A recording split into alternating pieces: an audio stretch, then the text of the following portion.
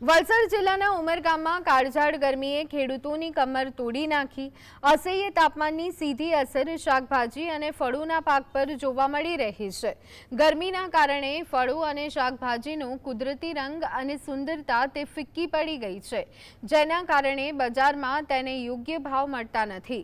વધતા જતા પ્રદૂષણ અને ઘટતા ભૂગર્ભ જળને લીધે પાકની ગુણવત્તા અને ઉત્પાદન બંનેમાં મોટો ઘટાડો નોંધાયો છે।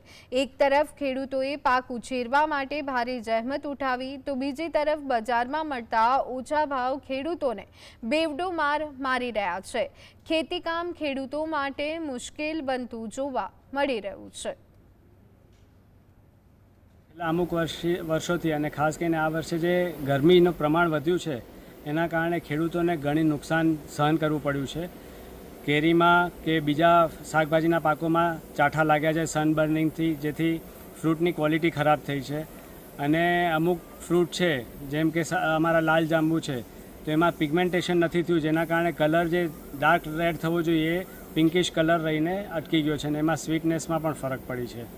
એટલે પ્રદૂષણનું જે પણ આપણે કહીએ એક સાઈડ ઇફેક્ટ, એના કારણે ગરમી જે વધી છે આ વખતે ખેડૂતોને ઘણું નુકસાન કરાવ્યું છે।